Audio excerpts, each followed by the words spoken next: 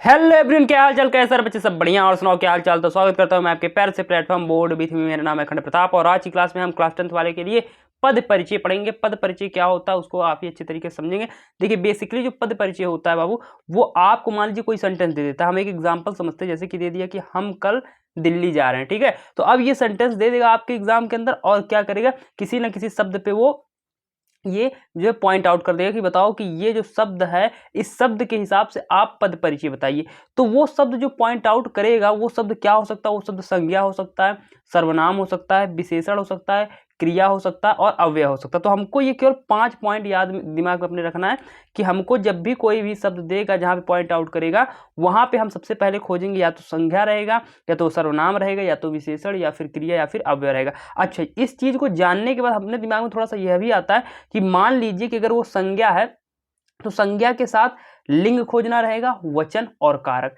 सर्वनाम अगर है तब भी लिंग, वचन और कारक। विशेषण अगर है तब भी लिंग, वचन और कारक। लेकिन अगर क्रिया रहेगी तो लिंग, वचन, इस कारक की जगह पे काल आ जाएगा। और अवयव अगर हमसे पूछेगा तो अवयव के अंदर ये सब लिंग, वचन, कारक, ये सारी चीजें नहीं रहेंगी। अभी जब मैं आपको क्वेश्चन कराऊंगा तो आपको अच्छे तरीके से क्लियर हो जाएगा।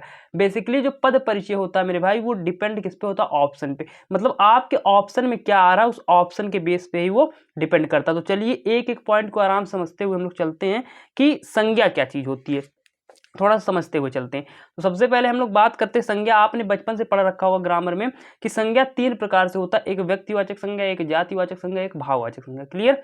अब जो व्यक्तिवाचक संज्ञा होता है वो किसको बताता है? वो किसको बताता है? वो नाम को बताता है। यानी जब भी कहीं पर आपको किसी का नाम देखने को मिले, जैसे मान लीजिए सीता है, गीता है, रमेश है, सुरेश है, ताजमहल है, लाल किला है, ठीक है, एक नाम आ रहा है तो वहां पे व्यक्तिवाचक संज्ञा होगी। क्लियर? आगे बात करते जातिवाचक संज्ञा। तब जब कहीं पे आपको जाति का बोध हो, जैसे कि मान लीजिए किसी भी जाति का, जैसे यहाँ पे लड़का है, लड़की, तो लड़का किसका बोध करा रहा है? लड़का जो है वो पुरुष जाति का बोध करा रहा है, लड़की जो है वो स्त्री जाति का बोध करा रही है। तो जब भी जाति का बोध होगा कहीं पे तो वहां पे जातिवाचक संज्ञा होगा। अगर जिन बच्चों को ऐसा समझ में नहीं आ रहा तो वो ऐसा याद रख लें कि समझ लीजिए कि जहां पे नाम नहीं रहेगा, नाम ना रहे, वहां पे जातिवाचक संज्ञा होगा। जैसे कि मैंने कहा कि लड़का, तो लड़का क्या है? लड़का कौन सा लड़का है? राम है कि श्याम? किसकी बात हो रही है यहाँ? किसी की तो नाम की तो बात हो नहीं रही है। तो हम लोग समझ जाएंगे कि जब नाम नहीं आएगा तो वो जातिवाचक संज्ञा, जब नाम आ जाएगा तो व्यक्तिवाचक संज्ञा। क्लियर? भाववाचक संज्ञा किसे बोलते हैं? जिसे टच ना कर सके, मतलब कि जिसको हम लोग छू नहीं सकते। जैसे कि हमने कहा एग्जाम्पल के लिए बुढ़ापा, ईमानदारी, तो आप क्या बुढ़ापा जो है उसको क्या छू सकते हैं? नहीं, केवल महसूस कर सकते हैं। ईमानदारी जो होती है क्या आप उसे टच कर सकते हैं? नहीं कर सकते, महसूस कर सकते हैं। तो आपको बेसिकली ये जो है संज्ञा को केवल इतना जानना है, क्योंकि भाई मेरे आपको केवल क्या करना है, पेपर बेस्ड 1 नंबर का क्वेश्चन आएगा तो ज़्यादा कुछ पढ़ने की जरूरत इसमें नहीं है। तो सबसे पहले मैं कुछ क्वेश्चन के साथ आपको बताता हूं कि कैसे आपके बोर्ड एग्जाम के अंदर क्वेश्चन पूछेगा। जैसे कि यहाँ पे मैंने पहला क्वेश्चन ले लिया कि हम कल दिल्ली जा रहे हैं, ठीक, ऐसा क्वेश्चन आ गया। अब यहाँ पे अंडरलाइन कर दिया इस शब्द के नीचे, कहा कि बताओ इसका भाई पद परिचय बताओ। तो आप सबसे पहले मैंने आपको कहा कि पद परिचय बेसिकली डिपेंड होता है किस पे? ऑप्शन पे। आप सबसे पहले खोजिए ऑप्शन। तो ऑप्शन चारों देखिए, तो ऑप्शन जब चारों देखेंगे तो लिखेंगे भाई, देखेंगे कि जातिवाचक संज्ञा दिया है, व्यक्तिवाचक संज्ञा है, भाववाचक संज्ञा है, ठीक है। तो यानी बेसिकली यहाँ पे ये संज्ञा की बात कर रहा है। तो अब स्टार्टिंग से समझते हैं कि भाई संज्ञा की अगर बात कर रहा है तो बताओ इन तीनों में से वो कौन सा संज्ञा है। तो यानी दिल्ली कौन सी संज्ञा है?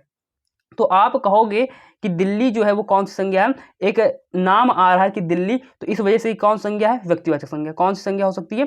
व्यक्तिवाचक संज्ञा। तो यानी कि ऑप्शन बी क्या हो सकता है? राइट ऑप्शन हो सकता है, ठीक। तो देखिए यहाँ पे आपको केवल व्यक्तिवाचक संज्ञा यानी पहला ऑप्शन ही देखना है, बाकी और कुछ देखने की जरूरत नहीं है। अब वचन क्या है, लिंग क्या है, कारक क्या है, इसको देखने की जरूरत नहीं है। जब यही व्यक्तिवाचक संज्ञा 2 जगह होता तब हम लोग और आगे बढ़ते हैं। हमको स्टार्टिंग में हमने देखा कि दिल्ली व्यक्तिवाचक संज्ञा पहले ही मिल गया तो ऑप्शन क्लियर हो गया।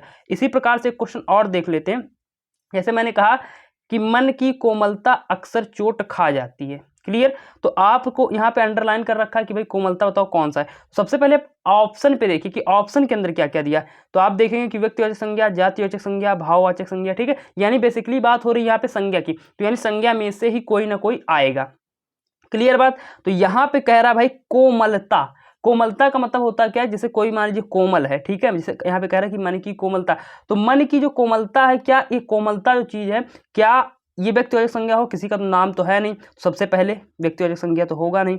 दूसरे ये ऑप्शन कट कर देते हैं। तो देखिए आपको पद परिचय हमेशा उसको पकड़ना है कि जो वास्तव में सही नहीं है, सबसे पहले उसको पकड़िए, जब अगर वो चीज़ें सही हो जाती है तो जो बचेगा वही राइट ऑप्शन हो जाएगा। जैसे कि यहाँ पे बी ऑप्शन के अंदर लिखा है कि भाई कोमलता क्या किसी जाति का बोध करा रहा, नहीं, ये भी नहीं होगा। यानी कोमलता क्या है, एक भाववाचक है, यानी कि हम उसे छू नहीं सकते, तो ऑप्शन सी क्या हो जाएगा, राइट ऑप्शन। बाकी ये सब पढ़ने की जरूरत आपको नहीं कि भाई स्त्रीलिंग है कि एक वचन है, कर्ता कार्य, ये भी बताऊंगा कब, जब यहाँ पे दोनों ऑप्शन, जैसे यहाँ पे भाववाचक दे दिया, यहाँ पे भी भाववाचक दे दिया, तब आगे हम लोग पकड़ेंगे कि वो जातिवाचक है, मतलब कि वो स्त्रीलिंग है कि पुल्लिंग है कि कौन सा वचन है, तब हम देखेंगे। अगर हमको स्टार्टिंग में ही देखने को मिल जाता है वो इस चीज़ को हम लोग पकड़ लेते हैं, तो फिर आगे पढ़ने की जरूरत नहीं, वही राइट ऑप्शन हो जाएगा।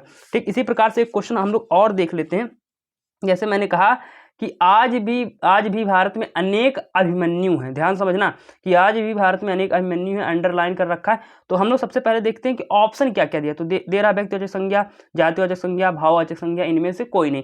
तो आप कहोगे यानी संज्ञा की बात हो रही है, तो यानी अभिमन्यु क्या हो सकता है, कोई ना कोई संज्ञा हो सकता है। क्लियर, तो चलिए, तो अभिमन्यु आप कहोगे कोई नाम है, कोई नाम है, ठीक है। तो आप बेसिकली क्या कर दोगे, ऑप्शन ए को राइट ऑप्शन कर दोगे। लेकिन ये जब ऑप्शन ए को आप राइट ऑप्शन करोगे तो ये आपका गलत हो जाएगा। क्या हो जाएगा, गलत, क्योंकि थोड़ा सा ध्यान समझिए, यहाँ पे क्या कह रहा है कि आज भी भारत में अनेक अभिमन्यु हैं, यानी कि यहाँ पे किसी की तुलना कर रहा है, किसकी तुलना कर रहा है, अभिमन्यु की तुलना कर रहा है कि भारत में आज भी अभिमन्यु जैसे वीर पुरुष हैं। तो अभिमन्यु की बात कर रहा है यहाँ पे, ठीक है। तो अभिमन्यु किसको बता रहा है कि योद्धाओं को संबोधित कर रहे हैं, तो इस वजह से ये क्या हो जाएगा, ये हो जाएगा जातिवाचक संज्ञा। ठीक है, क्या हो जाएगा, जातिवाचक संज्ञा। क्लियर बात, तो ऑप्शन बी राइट ऑप्शन हो जाएगा। तो इस प्रकार से आपके बोर्ड एग्जाम में क्वेश्चन आएंगे, अंडरलाइन दिया रहेगा, आपको केवल खोजना है कि कहाँ पे नाम आ रहा तो व्यक्तिवाचक, कहीं जाति का बोध हो रहा तो जातिवाचक, अगर जिस चीज को हम लोग नहीं छू सकते वो भाववाचक। क्लियर बात, अब आगे बढ़ते हैं, अब समझते हैं सर्वनाम।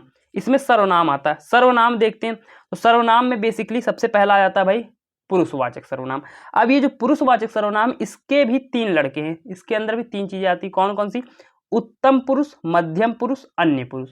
तो उत्तम पुरुष क्या है, जैसे कि जब हम लोग अपने ऊपर बात लेकर चलते हैं, जैसे मैंने कहा कि मैं गया था या हम गए थे, ठीक, तो जैसे मैं हो गया और हम हो गए, ये क्या है, उत्तम पुरुष। क्लियर बात। लेकिन जब हम दूसरे की तरफ इशारा करके बताते हैं, जैसे कि हम 2 लोग बात कर रहे हैं, ठीक है, तो मैंने कहा कि तुम कल गए थे वहां पे, तुम कल गए थे, तो मतलब कि हम दोनों लोगों के सामने जैसे कि समझते हैं, जैसे कि मान लीजिए कोई बंदा यहाँ पे है, ठीक है, कोई बंदा यहाँ पे, 2 लोग हैं, तो हम दोनों लोग बात कर रहे हैं, तो ये इसके हिसाब से तो मैं हो गया। लेकिन अगर मैं इससे तुम बात कर रहा हूँ, तुमको इसको जो है मैं तुम कह के बात करूंगा, तो यानी कि जब 2 लोगों की बात होती है, तो जैसे तुम हो गया, आप हो गया, ठीक, तो ये क्या होगा, मध्यम पुरुष हो गया। ठीक, अन्य पुरुष क्या होगा, यानी कि जब अगर उत्तम पुरुष और मध्य पुरुष जहां पे ना रहे, वही क्या हो जाता, अन्य पुरुष। यानी कि इसके अलावा अगर कोई मान लीजिए और भी आ जाता है कुछ भी, तो वो अन्य पुरुष होता है, इसको पढ़ने की जरूरत बिल्कुल भी नहीं है। ठीक है, आप कहोगे अगर मैं हम है तो उत्तम पुरुष, अगर तुम आप है तो मध्यम पुरुष, अगर इसके अलावा कोई आता है तो वो अन्य पुरुष हो जाएगा। क्लियर बात, आगे बढ़ते हैं, आगे समझते हैं, आगे देख लेते भाई। इसी सर्वनाम का ही पार्ट है क्या, दूसरा पार्ट, निश्चयवाचक सर्वनाम। क्या निश्चयवाचक सर्वनाम क्या होता है कि अगर आपको कहीं पे यह दिखे, ये दिखे, वे दिखे, तो वो क्या होता है, निश्चयवाचक सर्वनाम। अनिश्चयवाचक सर्वनाम कोई या फिर कुछ, जैसे कि यहाँ पे कुछ निश्चित नहीं है, जैसे यहाँ पे निश्चयवाचक सर्वनाम में बात हो रही है कि यह गया, यह जो है मेरा घर है, यह मेरा लड़का है, ठीक, तो यहाँ पे निश्चित है। अगर मान लीजिए ये लड़कियां काम कर रही हैं, तो यहाँ पे एक निश्चित है कि ये लड़कियां काम कर रही हैं, वे वहां पे खेल रहे हैं, तो ये निश्चित है कि वे के अंदर कुछ लोग होंगे। लेकिन यहाँ अनिश्चय में कह रहा कोई दरवाजे पे आया है, कुछ लोग वहां पे खेल रहे हैं, अब कौन है ये डिसाइड नहीं है, तो ये अनिश्चयवाचक हो गया। आगे बात करते हैं प्रश्नवाचक वाक्य, यानी जैसे क्या हो गया, क्यों हो गया, मतलब वे शब्द जो का से शुरू होते हैं, जैसे का, क्या हो गया, क्यों हो गया, किसको हो गया और कौन हो गया, ठीक, जो का से शुरू हो वो बेसिकली प्रश्नवाचक होते हैं। आगे बात करते हैं संबंधवाचक, क्या होता है, जो एक दूसरे से संबंध जोड़े, जैसे जिसकी हो गया, उसकी हो गया, जो हो गया, जैसी हो गया, ठीक है, तो इस संबंध को जोड़ता है, ये सारे शब्द संबंधवाचक हो जाते हैं। निजवाचक क्या होता है, निज का मतलब होता है स्वयं, कहते हैं सब लोग, जैसे कि ये मेरा निजी घर है, ठीक है, तो निजी का मतलब खुद का, यानी जैसे स्वयं हो गया, अपने आप हो गया, ठीक है, खुद हो गया, तो ये सारी चीजें निजवाचक। तो आपको सर्वनाम में बेसिकली केवल इतना जानना था कि क्या क्या चीजें सर्वनाम होती है। अब जब मैं क्वेश्चन कराऊंगा तब आपके दिमाग में थोड़ा सा क्लियर हो पाएगा। क्या, जैसे मैंने यहाँ पे क्वेश्चन में ले रखा कि यह मेरा पसंदीदा कपड़ा है, समझना बात को, बड़े ध्यान समझना, यह मेरा पसंदीदा कपड़ा है। तो आपने कहा भाई मेरे, आप कहोगे कि यहाँ पे इसके नीचे अंडरलाइन है, क्लियर बात। तो सबसे पहले यहाँ पे हम लोग क्वेश्चन में पढ़ते हैं, क्वेश्चन में पढ़ते तो देखते हैं क्या है, बेसिकली अभी मैं इस क्वेश्चन को थोड़ा सा स्किप कर रहा हूँ, इस क्वेश्चन को मैं अभी आगे कराऊंगा तब आपको थोड़ा सा क्लियर होगा। इससे पहले हम लोग थोड़ा सा और क्वेश्चन देख लेते हैं, अलग क्वेश्चन, क्योंकि भाई ये क्वेश्चन ना थोड़ा सा हटके है, तो इस वजह से मैं अभी आपको उसको बाद में क्लियर कराऊंगा। तो उससे पहले इस क्वेश्चन को थोड़ा सा देख लेते हैं। क्या जी, यहाँ पे देखिए लिखा है कि भाई शाबाश, तुमने बहुत अच्छा कार्य किया। ठीक, तो तुमने के नीचे भाई अंडरलाइन है। तो सबसे पहले मैंने क्या कहा कि भाई जो ये पद परिचय होता है बेसिकली डिपेंड होता है ऑप्शन पे। अब ऑप्शन आप खोजिए, अब तक तो ऑप्शन के अंदर संज्ञा देखने को मिल रहा था, अब ऑप्शन के अंदर क्या देखने को मिल रहा है, उत्तम पुरुषवाचक सर्वनाम, मध्यम पुरुषवाचक सर्वनाम, अन्य पुरुषवाचक सर्वनाम। तो आप क्लियर हो गए कि यहाँ पे सर्वनाम की ही बात होगी। अब खोजना है कि तुमने कौन सा जो है सर्वनाम है। तो अभी अभी मैंने आपको पढ़ाया कि जो तुम होता है वो क्या होता है, मध्यम पुरुषवाचक सर्वनाम। तो आप कहोगे ऑप्शन बी राइट, क्योंकि यहाँ पे मध्यम पुरुषवाचक सर्वनाम दिया, बाकी आगे क्या लिखा इससे मतलब नहीं है। जब ये मध्यम पुरुषवाचक सर्वनाम दो जगह रिपीट हो जाता तब हम आगे की चीजें और देखते हैं। क्लियर बात, तो ऐसे हो जाएगा। आगे एक क्वेश्चन और दिया कि वे मुंबई जा चुकी, वे मुंबई जा चुकी, वे के नीचे अंडरलाइन कर रखा है। कह रहा बताओ कौन सा, यहाँ पे देखिए ऑप्शन को पढ़िए, प्रश्नवाचक सर्वनाम, निजवाचक सर्वनाम, पुरुषवाचक सर्वनाम, संबंधवाचक सर्वनाम। ठीक, तो ऑप्शन के अंदर सर्वनाम की बात हो रही, तो यानी वे क्या हो जाएगा, सर्वनाम। कैसा सर्वनाम है इसको भी देखते हैं। तो आप कहोगे यहाँ पे प्रश्नवाचक सर्वनाम क्या होता है, प्रश्नवाचक सर्वनाम मतलब जहाँ पे कोई प्रश्न रहे, जैसे जो का से स्टार्ट हो, सब तो है नहीं ये, तो ऑप्शन ही सबसे पहले उड़ा दो। निजवाचक सर्वनाम आप कहोगे जहाँ पे निजी बात हो, जैसे स्वयं हो गया, अपने आप खुद, तो ये भी ऑप्शन उड़ा दो। पुरुषवाचक सर्वनाम देखते हैं, तो पुरुषवाचक सर्वनाम क्या होता है, जहाँ पे क्या होता है, जैसे मैं, तुम, हम, वे, वह। ठीक, ये होता पुरुषवाचक सर्वनाम। तो यानी कि सी ऑप्शन क्या हो गया, राइट ऑप्शन हो गया। बाकी आगे पढ़ना ही नहीं है आपको। ठीक, तो इस प्रकार से समझना। अभी मैं उस क्वेश्चन को भी कराऊंगा जो क्वेश्चन छोड़ा था, थोड़ा सा हटके था। आगे बात करेंगे इसी प्रकार से। इसके अंदर फिर विशेषण आ जाता है, विशेषण समझना पड़ता है। तो सबसे पहले विशेषण के अंदर 4 टाइप्स आते हैं। गुणवाचक, तो गुणवाचक देखते क्या होता है, जहां पे किसी के गुण की बात करता है, जैसे कि काला, गोरा, लंबा, छोटा। ठीक, जैसे मैंने कहा काला कुत्ता दौड़ रहा है, या फिर मैंने कहा कि गोरा लड़का खड़ा है, लंबा मतलब विशाल लंबा है, या फिर रमेश छोटा। तो यहाँ पे गुण की बात करें तो वहां पे गुणवाचक होता है। संख्यावाचक क्या होता है, संख्यावाचक के अंदर भी 2 आते हैं, एक निश्चित एक अनिश्चित। तो निश्चित क्या है, जैसे मैंने कहा कि 10 रुपए दे दो, तो मैंने ये निश्चित किया कि भाई मुझे 10 रुपए ही चाहिए, तो ये निश्चितवाचक संख्या मतलब निश्चित संख्यावाचक विशेषण हो गया। क्लियर बात। अनिश्चित का मतलब जैसे मैंने कहा कई कुछ, मैंने कहा कि कुछ रुपए दे दो, अब ये तो पता नहीं कितने रुपए चाहिए मुझे, कुछ रुपए दे दो। मैंने कहा कि कई दिनों से मैं गायब हूं, ठीक, तो कितने दिन से ये तो बेसिकली पता नहीं है। तो जहां पे कई कुछ ऐसे शब्द का उच्चारण हो तो वो अनिश्चित संख्यावाचक विशेषण होगा। लेकिन जब निश्चित रहे कि मुझे इतना ही चाहिए तो वहां पे जो है निश्चित संख्यावाचक विशेषण होगा। ठीक, इसी प्रकार से आगे बढ़ते हैं। तीसरा पार्ट आ जाता है इसके अंदर भाई परिणाम, यानी परिणामवाचक विशेषण। इसमें भी 2 आ जाते हैं, एक आ जाता है भाई निश्चित, एक आ जाता है अनिश्चित। फिर से वही बात कि जब मतलब किसी भी क्वांटिटी से पहले नंबर लगा हो तो निश्चित हो जाए। जैसे मैंने कहा 1 लीटर मुझे चाहिए, 1 लीटर दूध चाहिए, 2 लीटर दूध चाहिए, ठीक, 1 लीटर मुझे तेल लाना है, तो वहां पे ये संबोधित कर रहा है कि मुझे 1 लीटर ही चाहिए, 2 लीटर ही चाहिए। लेकिन अनिश्चित में क्या होगा, मैंने कहा कि मुझे जो है कई दिनों से बुखार आ रहा, तो कितने दिन से ये तो पता नहीं। मैंने कहा कि मुझे भाई कुछ रुपए दे दो, तो यहाँ पे चीजें पता नहीं चल पा रही हैं कि कितना चाहिए, तो ये अनिश्चित परिणामवाचक हो जाएगा। क्लियर बात। आगे बात करते हैं। तो भाई आपने तो सबसे पहले यहाँ पे भी कई कुछ बता दिया कि अनिश्चित संख्यावाचक होगा, और यहाँ पे भी कई कुछ थोड़ा बता रहे हैं परिणामवाचक बता रहे हैं। तो भाई मैंने आपसे स्टार्टिंग में कहा कि जो पद परिचय होता है बेसिकली ऑप्शन पे डिपेंड होता है कि आपके ऑप्शन के अंदर क्या है। क्लियर बात। अगर ऑप्शन के अंदर परिणाम को राइट ऑप्शन होगा तो वो परिणाम देगा, अगर संख्यावाचक है तो संख्या वाला देगा, लेकिन दोनों एक साथ कभी नहीं देगा। आगे बात करते हैं सार्वनामिक विशेषण क्या होता है। सार्वनामिक विशेषण देखिए यह, वह, ये चीजें क्या होती, सार्वनामिक विशेषण होती। अब थोड़ा सा आपका दिमाग क्लिक करेगा, यहां पे मैंने इसी वजह से लिख रखा है कि सर्वनाम वर्सेस सार्वनामिक विशेषण, इन दोनों के बीच में युद्ध है कि भाई कभी कभी कंफ्यूजन होता है कि सर्वनाम क्या है और सार्वनामिक विशेषण क्या है। जैसे मैंने यहाँ पे लिख रखा है कि यह लड़की बहुत सुंदर है, ठीक, तो सर्वनाम अगर हमको पहचानना है, सर्वनाम पहचानना है, तो भाई जिस यहाँ पे आपको अंडरलाइन कर रखा है ना, सर्वनाम पहचानने के लिए वहां पे कोई आप नाम रख दीजिए। अगर वो नाम सुइटेबल पड़ रहा है तो वहां पर सर्वनाम हो जाएगा। अगर नाम सुटेबल नहीं पड़ रहा है तो वो सार्वनामिक विशेषण होगा। जैसे मैंने कहा कि यह लड़की बहुत सुंदर है, तो मान लीजिए कि इस लड़की के जहाँ पर राधा कोई लड़की, उसका नाम मैं ले लेता हूँ, तो यहाँ पर मैं कहूँगा राधा लड़की बहुत सुंदर है, तो कोई सेंटेंस बैठ नहीं रहा कि राधा लड़की बहुत सुंदर है। अगर ऐसा होता कि राधा बहुत सुंदर है तब ये इसके यहाँ पे ठीक था। तो यानी सर्वनाम बैठ नहीं रहा, तो बचा क्या, बचा सार्वनामिक विशेषण। तो क्या हो जाएगा भाई मेरे भाई, ये सार्वनामिक विशेषण ही हो जाएगा। तो वो जो क्वेश्चन आपको मैंने रोक रखा था, उस क्वेश्चन को मैं बताता हूं कि ये क्वेश्चन मैंने क्यों रोका था, इसी वजह से, जिससे कि आपको मैं यहाँ क्लियर कर सकूं। जैसे यहाँ पे दिया है कि यह मेरा पसंदीदा कपड़ा है। अब देखिए ऑप्शन ए के अंदर आपका सार्वनामिक विशेषण दे रहा, फिर दे रहा सर्वनाम, फिर दे रहा सर्वनाम संज्ञा। ठीक, तो आप कहोगे, सबसे पहले कहोगे भाई हमने संज्ञा के अंदर तो यह ऐसा कुछ तो पढ़ा नहीं, सबसे पहले डी ऑप्शन खत्म कर देते हैं। अब बचा ये 3 ऑप्शन, ठीक, 3 ऑप्शन बचा। अब इस 3 ऑप्शन के अंदर हमको क्या करना पड़ेगा, इस 3 ऑप्शन में हमको पकड़ना पड़ेगा। तो देखते हैं सबसे पहले कि ये सार्वनामिक विशेषण है या नहीं है। तो सार्वनामिक विशेषण कब होगा, जब नाम रखने पर बेसिकली बैठेगा नहीं, तब सार्वनामिक विशेषण नहीं होगा। और नाम रखने पर अगर बैठ गया तब तो वो सर्वनाम हो जाएगा। तो मान लीजिए यह के यहाँ पे मान लीजिए मैंने रख दिया क्या, किसी का नाम राम, तो मैंने कहा कि राम मेरा पसंदीदा कपड़ा है। ठीक, तो यानी कि अगर मैंने इसके जहाँ पर राम बेसिकली मान लिया, तो राम मेरा पसंदीदा कपड़ा है, तो ये बैठ रहा है शब्द।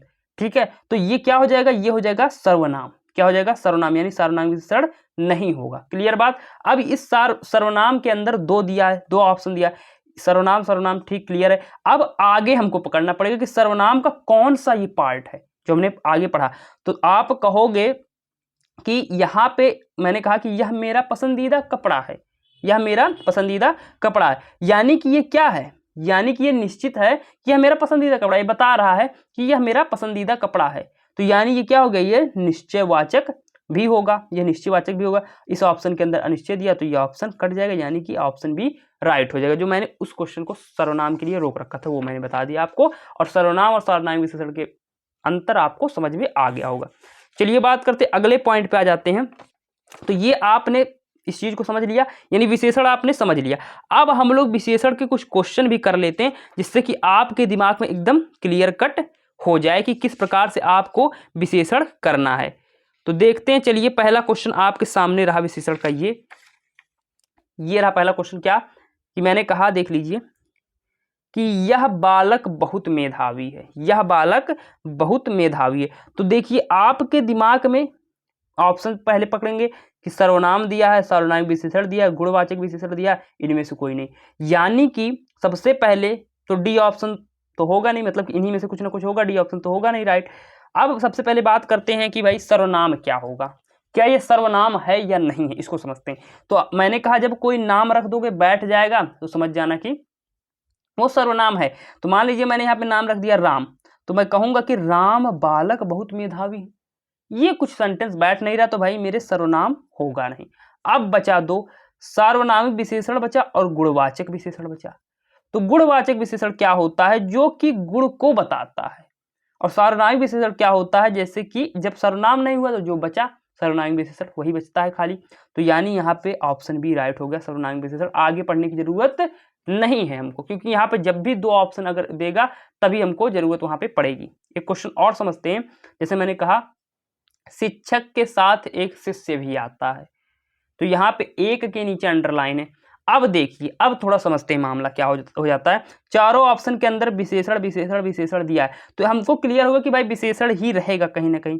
ठीक, अब पकड़ना है इसको आगे। अच्छा, विशेषण अगर है तो कौन सा विशेषण, यह भी तो समझना पड़ेगा। तो विशेषण में निजवाचक की बात कर रहा है, तो निजवाचक कब रहता है, जब कहीं पर निजित्व की बात होती है, मतलब खुद रहता है कोई, तब। तो यहाँ तो 1 दे रहा, यानी यहाँ पे कोई नंबर दे रहा। परिणामवाचक रहेगा नहीं, जब कहीं मात्रा की बात होगी कि मुझे 1 लीटर दूध चाहिए, 2 लीटर तेल चाहिए, 5 लीटर जो है ये चाहिए, तो वहां पे किसी मात्रा की बात करता, क्वांटिटी की बात करता, तब वहां पे क्या होता है, परिणामवाचक हो जाता है। लेकिन अगर हमको संख्या की बात करता है तो वहां पे क्या हो जाता है, संख्यावाचक विशेषण हो जाता है। तो आप कहोगे ऑप्शन सी क्या हो जाएगा, आपका राइट ऑप्शन हो जाएगा। इस प्रकार से आगे बढ़ते हैं मेरे भाई, आगे समझ जाते हैं क्रिया थोड़ा सा, क्योंकि बहुत सारे जो है कॉन्सेप्ट इसके अंदर आते हैं। तो समझते हैं क्रिया क्या होता है। मैं क्वेश्चन भी करा रहा हूँ, कॉन्सेप्ट भी बता रहा हूँ इस वजह से। क्रिया क्या होता है भाई? सकर्मक क्रिया, अकर्मक क्रिया। क्रिया दो प्रकार की, एक सकर्मक क्रिया, एक अकर्मक क्रिया। तो सबसे पहले पहचानेंगे कि भाई सकर्मक क्रिया कौन है।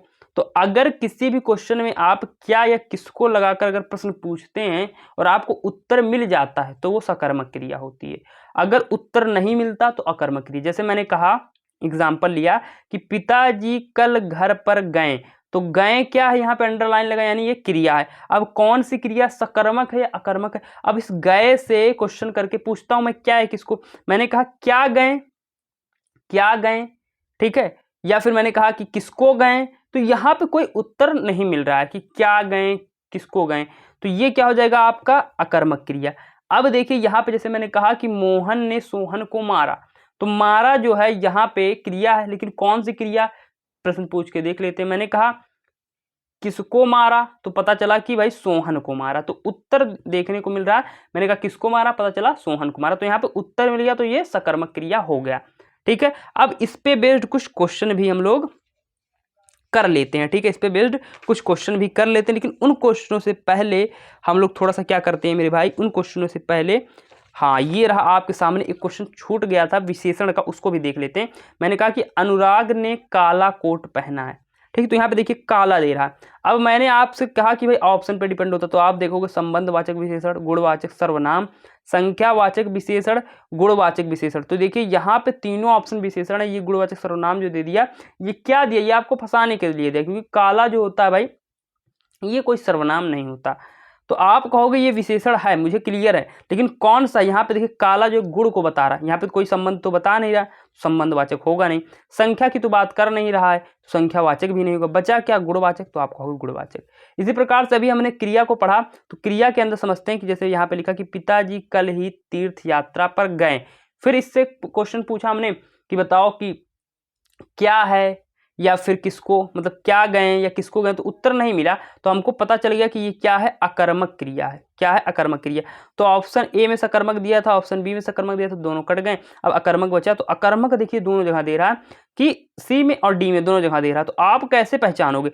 चलिए ठीक है, अब समझते हैं कि भाई ये कौन सा वचन है, ये कौन सा वचन है। ठीक है, तो जब भी आपको देखिए वचन, जब भी आपको समझना पड़ेगा कि भाई सेंटेंस में क्या दे रहा है, सेंटेंस के अंदर क्या दे रहा है, ठीक है, सेंटेंस में क्या चीज दे रहा है, सेंटेंस में कितने लोगों की बात कर रहा है, तो उससे हमारा वचन क्लियर हो पाएगा। यहाँ पे मैंने कहा कि पिताजी, तो पिताजी अकेले हैं, तो यानी कि एक वचन ही रहेगा, तो वचन तो यहाँ पे क्लियर बात है, ठीक है, समझ में आ जाता है। लिंग कैसे हम पहचानेंगे, लिंग जब पहचानेंगे हम लोग कैसे, कि जो जिसकी बात कर रहा है वो लड़का है या लड़की। जैसे यहाँ पे मैंने लिखा गए, ठीक है, यहाँ गए, तो ये गए किसको संबोधित कर रहा है, लड़के को। अगर मैंने यहीं पे लिख दिया होता गई, तो गई किसको संबोधित करता, स्त्रीलिंग को, तो यहाँ पे स्त्रीलिंग हो जाता। तो मान लीजिए पुल्लिंग भी ठीक है। अब यहाँ पे काल की बात करता है, तो काल बताओ कौन सा है, तो मैंने कहा कि पिताजी कल, कल की बात कर रहा, तो यानी क्या होगा, यहाँ पे भूतकाल होगा, तो यहाँ पे जो भविष्य काल लिखा ये वाला ऑप्शन नहीं होगा, ऑप्शन डी राइट ऑप्शन हो जाएगा, ये वाला, ठीक है, क्योंकि इसके अंदर भूतकाल है। क्लियर बात, आगे बढ़ते हैं। पांचवा क्वेश्चन देखते क्या दे दिया कि दादी जी प्रतिदिन समाचार पत्र पढ़ती हैं, तो आप कहोगे सबसे पहले इनको क्वेश्चन पूछो कि क्या पढ़ती हैं, तो पता चला भाई समाचार पत्र, यानी कि उत्तर मिल गया कि सकर्मक क्रिया है। तो आप कहोगे ऑप्शन ए अकर्मक दिया, ऑप्शन बी अकर्मक, तो कट गया। अब बचा ऑप्शन सी ऑप्शन डी सकर्मक, और मतलब सकर्मक क्रिया। अब देखिए पढ़ती दे रहा है, तो यहाँ ये जो शब्द है इसी से क्लियर हो जा रहा है कि भाई स्त्रीलिंग है, तो सकर्मक क्रिया है, स्त्रीलिंग है, ठीक है। आगे दादी जी की बात कर रहा, अकेली है, तो भाई एक वचन है, ठीक है। अब पढ़ती है दे रहा, तो आपने स्टार्टिंग से पढ़ रखा है कि अगर कहीं है रहेगा तो वर्तमान काल की बात करता, ना कि भूतकाल की। तो ये जो भूतकाल लिखा ये वाला ऑप्शन नहीं होगा, यानी बचा डी, तो डी वाला ऑप्शन राइट हो जाएगा। क्लियर बात। अब बात करते हैं लास्ट बट नॉट लीस्ट, क्या कि भाई अवयव क्या होता है। तो अवयव के अंदर बेसिकली 4-5 पार्ट आते हैं, कौन से समझते हैं। सबसे पहले इसके अंदर आ जाता है भाई क्रिया विशेषण। क्रिया विशेषण क्या, पहला आता कालवाचक, इसके अंदर भी 3-4 पार्ट आते हैं। पहला कालवाचक, तो जब कहीं पे समय की बात करें, जैसे कि प्रातः, सायं, आजकल, तो जब समय की बात करें तो वो कालवाचक क्रिया विशेषण होगा। और जब कहीं रीतिवाचक देखते हैं, जब कहीं पे किसी के ढंग की बात करें, जैसे मैंने कहा कि धीरे धीरे, अचानक, सरपट, मैंने कहा राम धीरे धीरे चल रहा है, तो उसके ढंग की बात हो रहा कि वो किस प्रकार से चल रहा, धीरे धीरे। मैंने कहा राम सरपट दौड़ा, यानी कि यहाँ पे भी ढंग की बात आ रहा है कि वो किस प्रकार से दौड़ा, पता चला सरपट। मैंने कहा कि पेड़ से अचानक आम गिर गए, तो आम कैसे गिरे, तो आपने कहा अचानक, यानी कि किसी के ढंग की बात अगर वहां पे करता तो वो रीतिवाचक हो जाता है। अब आगे बात करते हैं स्थानवाचक। किसी स्थान की अगर बात करें, जैसे मैंने कहा कि इधर चलो, उधर मत खेलो, ऊपर मत देखो, नीचे मत खेलो, ठीक, तो यहाँ पे एक दिशा की बात कर रहा है, एक स्थान की बात कर रहा है, तो वो स्थानवाचक हो जाएगा। परिणामवाचक, अभी आपने वहां पे संज्ञा में भी पढ़ा और विशेषण में भी पढ़ा, यहाँ पे भी देख रहे हैं कि जब कहीं पे परिणाम की यानी मात्रा की बात करें, जैसे थोड़ा सा देना, कम रुपए हैं, बहुत ज्यादा खाना खा लिया, तो ऐसी जो चीजें होती हैं ये परिणामवाचक क्रिया विशेषण होती हैं। ठीक, आगे देखते हैं, आगे समझते हैं। तो ये हो गया मेरे भाई, किस पे बेस्ड हो गया भाई, क्रिया विशेषण पे बेस्ड हो गया। अब फिर इसी के अंदर दूसरा पार्ट आ जाता है, अवयव का दूसरा पार्ट, विस्मयादि बोधक। क्या होता है, जहां पे आपको ये वाला चिन्ह दिखे, मतलब कि कोई पैर पकड़कर आपका खींच ले, तो समझ जाइए कि विस्मयादि बोधक वाला ही सेंटेंस है, मामला उसी का है। संबंध बोधक क्या होता, अगर आपको कोई शब्द, जैसे यहाँ पे मैंने लिख रखा है भाई कनेक्टर के साथ शब्द, यानी कि के क्या है, किसी शब्द को जोड़ता है, या में क्या है, किसी शब्द को जोड़ता है, तो जो शब्द जोड़ रहा है उसके साथ कोई शब्द, जैसे मैंने कहा के पीछे, के नीचे, ठीक है, तो ये दोनों शब्द एक साथ आ रहे हैं, तो ये संबंध बोधक हो जाएंगे। समुच्चय बोधक क्या होता है, मान लीजिए कोई सेंटेंस आपने लिखा है, उस सेंटेंस को कुछ कनेक्टर जोड़ते, जैसे कि और हो गया, किंतु हो गया, परंतु हो गया, ये सारी चीजें जोड़ते हैं उनको, ठीक है, तो अगर जोड़ता है ऐसे और, किंतु, परंतु, लेकिन, ये सारी चीजें आए तो समुच्चय बोधक हो जाता है। ठीक है, एक लास्ट आता है निताप। ये कभी कभार बोर्ड एग्जाम पूछ लेता, वैसा पूछता है नहीं, बस आप समझ जाइए कि अगर कहीं पे ही या भी पे नीचे अंडरलाइन रहे तो वो निताप ही होगा। जैसे मैंने कहा कि मैं भी दिल्ली जाऊंगा, मैं भी दिल्ली जाऊंगा, तो यहाँ पे बहुत ज्यादा प्रभाव आ रहा है कि मैं भी दिल्ली जाऊंगा, कोई भी चाहे जो कीमत हो जाए, मैं भी दिल्ली जाऊंगा, यहाँ पे भी के नीचे अंडरलाइन है तो वो निताप हो जाता है। क्लियर। अब इस पे बेस्ड जो है हम लोग कुछ क्वेश्चन भी कर लेते, जैसे मैंने कहा एक क्वेश्चन कि उफ क्या सोचा था क्या हो गया।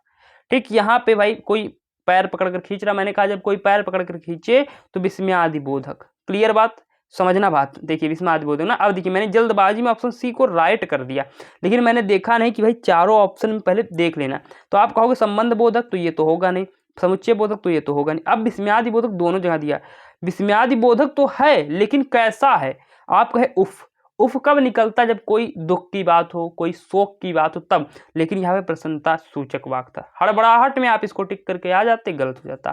ठीक है, तो ये राइट ऑप्शन नहीं होगा, ये रहेगा शोक सूचक, डी ऑप्शन राइट होगा। क्लियर बात, आगे बढ़ते हैं। आगे इसी प्रकार से और कुछ क्वेश्चन को देख लेते हैं, जैसे कि यहाँ पे लिखा है कि घर के साथ ही एक बगीचा होता था।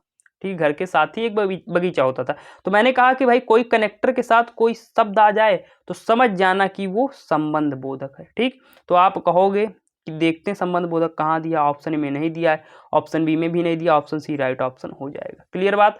फिर एक क्वेश्चन है कि भाई अचानक वर्षा होने लगी, तो यहाँ पे अचानक शब्द दे रहा, अचानक वर्षा होने लगी, तो सबसे पहले यहाँ पे क्या कालवाचक क्रिया विशेषण है ये। अब देखिए क्रिया विशेषण क्वेश्चन दे रहा, तो क्रिया विशेषण बेसिकली आपको मैंने बताया कि 4 टाइप से होते हैं, थोड़ा सा मैं दिखा देता हूँ जिससे कि आपके दिमाग में वो मैसेज क्लियर कट पहुंचे कि भाई हाँ सही बात है, इसी प्रकार से होता है। ठीक, तो मैंने ये क्वेश्चन लिया और यहाँ पे ऑप्शन भी लिया कि अचानक वर्षा होने लगी, तो मैंने कहा कालवाचक कब रहेगा, जब कहीं पे समय की बात करें, यहाँ पे कोई समय की बात तो कर नहीं रहा, कब हो रही, प्रातः काल हो रही कि सायन काल हो रही, कुछ तो ऑप्शन ए नहीं होगा। यहाँ पे किसी, देखिए फिर कह रहा है भाई रीतिवाचक क्रिया विशेषण, तो यहाँ पे कह रहा है अचानक वर्षा होने लगी, वर्षा कैसे होने लगी, अचानक, एक ढंग की बात कर रहा है, जैसे धीरे धीरे, अचानक, सरपट मैंने लिख रखा है, तो भाई ये वाला राइट ऑप्शन बी हो जाएगा। तो इस प्रकार से आपके बोर्ड एग्जाम के अंदर मेरे भाई ये जो आपका पद परिचय आता है इसी प्रकार आता है। बेसिकली मैं आपको हर बार बता रहा हूँ कि पद परिचय depend on the option, option पे ही हमेशा डिपेंड रहते हैं। जैसे कि अगर आपको मान लीजिए लिंग नहीं समझ में आ रहा है कि इसके अंदर लिंग कैसा होगा, तो देखिए अगर मान लीजिए कोई भी शब्द लिखा है, जैसे मैंने कहा कि मैं जा रहा हूँ, मैं जा रहा हूँ, क्योंकि भाई बहुत सारे बच्चे कहेंगे आपने तो लिंग बताया नहीं, मैं जा रहा हूँ, तो इस सेंटेंस के अंदर देखिए देखने को मिल रहा है क्या, रहा हूँ। ठीक है, तो ये रहा हूँ ये जो है बेसिकली संबोधित कर रहा है कि भाई पुरुष को, यानी कि ये पुल्लिंग हो जाएगा। अब मैंने कह दिया कि मैं जा रही हूँ, जा रही हूँ, ठीक है, मैं जा रही हूं, तो देखिए यहां पे भी मैं था, यहां पे भी मैं था, लेकिन यहां पे इस सेंटेंस का जो लास्ट मीनिंग है, जैसे ही रही हूं हुआ वैसे ही आप कह दोगे कि भाई कोई लड़की के लिए हो रहा है। इस तरीके से मैंने कहा कि वह खेलता है, वह खेलता है। तो आप कहोगे कि भाई ता लगा वह खेलता है बात कर रहा है, तो यानी पुरुषवाचक। अगर यही खेलती हो जाता तो स्त्रीलिंग हो जाता, ठीक। और वचन कैसे होगा, जैसे मैंने कहा कि वह, तो वह कौन सा वचन, आप कहोगे एक व्यक्ति की बात कर रहा तो एक वचन हो जाएगा, मैं भाई एक व्यक्ति की बात कर रहा तो एक वचन हो जाएगा। जैसे अगर मैंने कहा होता यहाँ पे कि वे खेलते हैं, वे खेलते हैं, तो आपने देखा वे दे रहा और लास्ट के अंदर इस शब्द में खेलते हैं, ठीक है। तो इससे क्लियर हो जाता है कि एक वचन रहेगा कि बहुवचन रहेगा, क्या रहेगा। तो मैं आशा करता हूँ कि भाई आपको क्लास काफ़ी अच्छे समझ में आएगी। अगर समझ में आएगी तो भाई एक लाइक जरूर करिएगा। चैनल पे पहली बार आए होंगे तो चैनल को जरूर सब्सक्राइब करिएगा। चलिए क्लास को एंड करते हैं। Thank you.